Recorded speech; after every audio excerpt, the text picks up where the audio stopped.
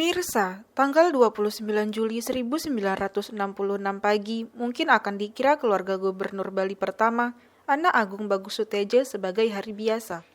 Namun peristiwa yang tak disangka dimulai saat mobil Jeep Nissan Patrol berhenti di depan rumah Suteja di Kompleks Senayan, nomor 261-262, Jakarta, sekitar pukul 9 waktu Indonesia bagian Barat.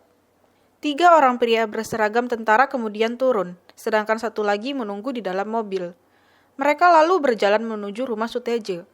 Satu orang sebagai komandan bersenjata pistol, sementara 2 anggotanya memegang laras panjang. Dalam buku kisah penculikan Gubernur Bali Suteja 1966 yang ditulis oleh wartawan senior harian Sinar Harapan, Aju, komandan berpangkat Sersan 1 itu kemudian bertanya, "Apakah Bapak ada di rumah?" ucapnya. "Bapak ada," jawab Anak Agung istri Ngurah Sunitri, istri Suteja yang menerima mereka. Tak lama kemudian, Suteja keluar. "Ada apa?" tanya dia.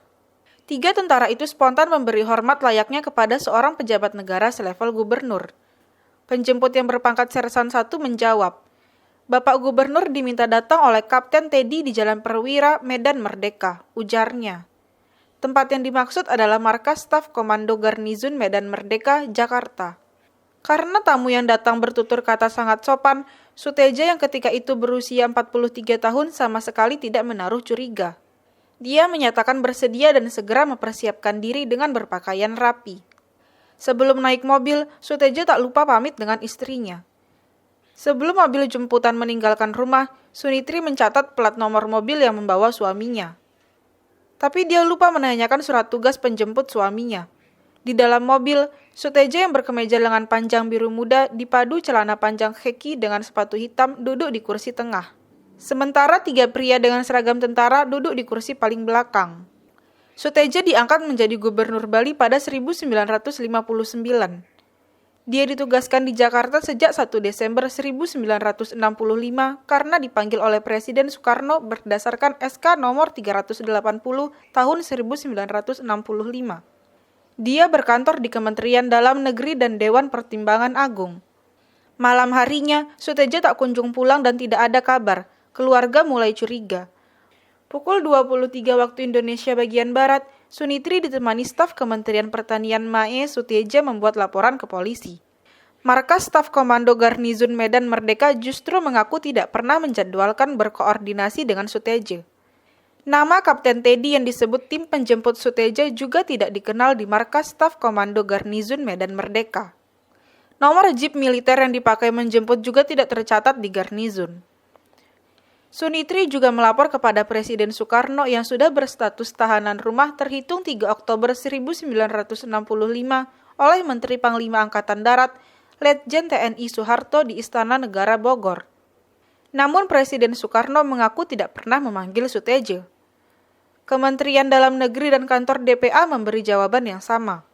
Upaya mencari kejelasan nasib Suteja akhirnya mulai dilakukan putra sulungnya, Anak Agung Gede Agung Beni Suteja. Saat penculikan, Beni sedang mengikuti operasi Trikora di Irian Jaya. Setelah tahun 1970, Beni dimutasi dari Irian Jaya ke Jakarta. Kesempatan itu dia gunakan untuk menggali informasi lebih banyak terkait keberadaan ayahnya. Tapi jawaban Menteri Dalam Negeri Basuki Rahmat dan Kepala Screening Nasional Gatot Subroto selalu tidak memuaskan. Keluarga besar di Puri Negara Jembrane dari Kabupaten Jembrane, Bali menyebut Anak Agung Bagus Suteja meninggal dunia sebagai korban konspirasi penculikan politik.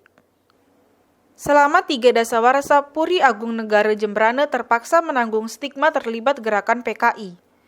Tudingan ini kemudian dianulir oleh Menteri Koordinator Politik dan Keamanan Sudomo yang menyatakan tidak ada bukti Gubernur Bali terlibat PKI. Meski tuduhan itu telah dibantah pemerintah, hak ahli waris Suteja sebagai pejabat negara diabaikan oleh pemerintah. Upaya pihak keluarga mengirim surat mulai dari Presiden Soeharto hingga Presiden Susilo Bambang Yudhoyono untuk mempertanyakan hak gaji hingga pensiun tidak membuahkan hasil. Dikutip dari inews.id.